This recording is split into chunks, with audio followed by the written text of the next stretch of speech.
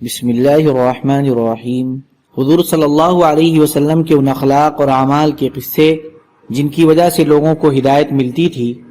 حضرت زید بن ثانہ رضی اللہ تعالیٰ عنہ کے اسلام لانے کا قصہ، جو کہ یہودیوں کے بڑے عالم تھے۔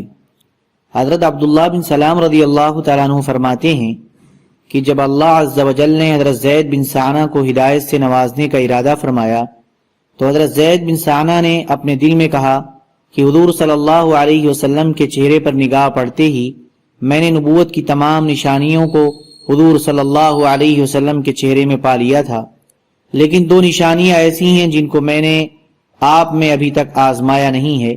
ایک تو یہ کہ نبی کی بردباری اس کے جلد غصے میں آ جانے پر غالب ہوتی ہے، دوسری یہ کہ نبی کے ساتھ جتنا زیادہ نادانی کا معاملہ کیا جائے گا اس کی بردباری اتنی بڑھتی جائے گی۔ چنانچہ ایک دن آپ حجروں سے باہر تشریف لائے، آپ کے ساتھ حضرت علی بن ابی طالب رضی اللہ تعالیٰ عنہ بھی تھے۔ آپ کے پاس ایک آدمی اونٹنی پر سوار ہو کر آیا جو بظاہر بدو معلوم ہوتا تھا۔ اس نے کہا، یا رسول اللہ، فلاں قبیلہ کی بستی میں میرے چند ساتھی مسلمان ہو چکے ہیں۔ میں نے ان سے کہا تھا کہ اگر وہ اسلام قبول کر لیں گے تو ان پر رزق کی بڑی وسعت ہو جائے گی، لیکن اب وہاں قحط سالی آ گئی ہے اور بارش بالکل نہیں ہو رہی ہے۔ یا رسول اللہ، مجھے اس بات کا خطرہ ہے کہ جیسے وہ لالچ میں آ کر اسلام میں داخل ہوئے، اسی طرح لالچ میں آ کر کہیں وہ اسلام سے نکل نہ جائیں۔ اگر آپ مناسب سمجھیں تو اس کی مدد کے لیے کچھ بھیج دیں۔ آپ کے پہلو میں جو آدمی تھا، آپ نے اس کی طرف دیکھا، میرا خیال یہ ہے کہ وہ حضرت علی تھے۔ تو اس آدمی نے کہا، یا رسول اللہ، اس مال میں سے تو کچھ نہیں بچا۔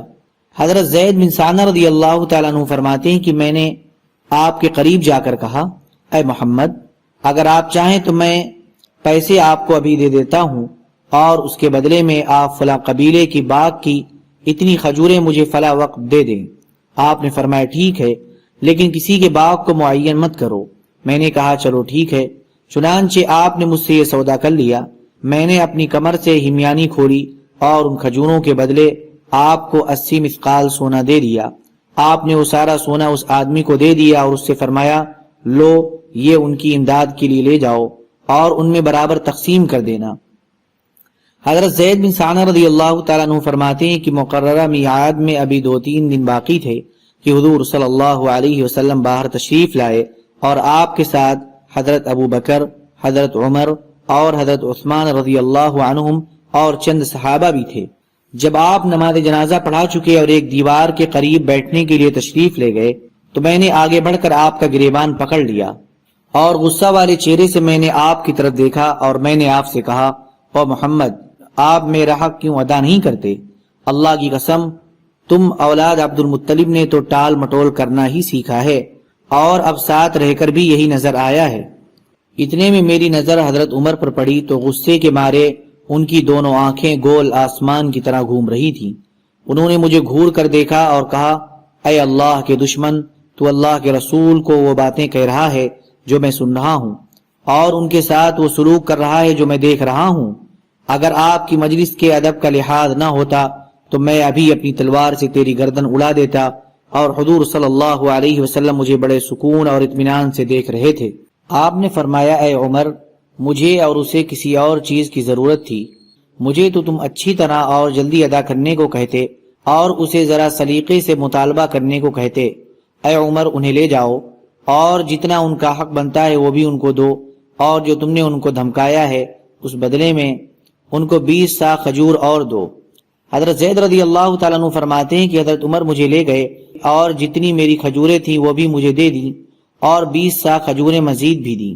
میں نے کہا، یہ زیادہ کھجوریں کیوں دے رہے ہو؟ حضرت عمر نے کہا کہ مجھے حضور صلی اللہ علیہ وسلم نے فرمایا تھا کہ میں نے جو تم کو دھمکایا ہے اس کے بدلے میں تم کو مزید کھجوریں بھی دوں۔ میں نے کہا، اے عمر، کیا تم مجھ کو پہچانتے ہو؟ حضرت عمر نے کہا، نہیں۔ میں نے کہا، میں زید بن ثانہ ہوں۔ حضرت عمر نے کہا، وہ یہودیوں کے بڑے عالم؟ میں نے کہا، ہاں وہی۔ تو حضرت عمر نے کہا، اتنے بڑے عالم ہو کر تم نے اللہ کے رسول صلی اللہ علیہ وسلم کے ساتھ ایسا سلوک کیوں کیا اور ان کو ایسی باتیں کیوں کی؟ میں نے کہا، اے عمر، حضور صلی اللہ علیہ وسلم کے چہرے پر نگاہ پڑتے ہی میں نے نبوت کی تمام نشانیوں کو حضور صلی اللہ علیہ وسلم کے چہرے میں پا لیا تھا، لیکن دو نشانیاں ایسی تھیں جن کو میں نے آپ میں ابھی تک آزمایا نہیں تھا۔ ایک یہ کہ نبی کی بردباری اس کے جلد غصہ میں آ جانے پر غالب ہوتی ہے، دوسری یہ کہ نبی کے ساتھ جتنا نادانی کا معاملہ کیا جائے اس کی بردباری اتنی بڑھتی جائے گی، اور اب میں نے ان دونوں باتوں کو بھی آزما لیا ہے۔ اے عمر، میں تمہیں اس بات پر گواہ بناتا ہوں کہ میں اللہ کے رب ہونے پر اور اسلام کے دین ہونے پر اور محمد صلی اللہ علیہ وسلم کے نبی ہونے پر دل سے راضی ہوں، اور اس بات پر گواہ بناتا ہوں کہ میرا آدھا مال محمد صلی اللہ علیہ وسلم کی ساری امت کے لیے وقف ہے، اور میں مدینہ میں سب سے زیادہ مالدار ہوں۔ حضرت عمر نے فرمایا، ساری امت کے بجائے بعض امت کہو، کیونکہ تم ساری امت کو دینے کی گنجائش نہیں رکھتے ہو۔ میں نے کہا، اچھا، بعض امت کے لیے وقف ہے۔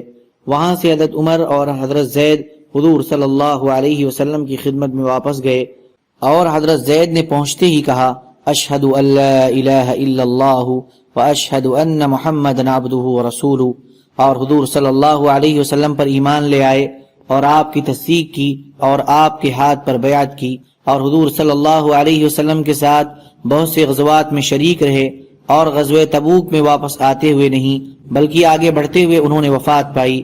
اللہ تعالی حضرت زید رضی اللہ تعالی عنہ پر اپنی رحمت نازل فرمائے۔ سبحان ربک رب العزت عما یصفون وسلام علی المرسلین والحمد للہ رب العالمین۔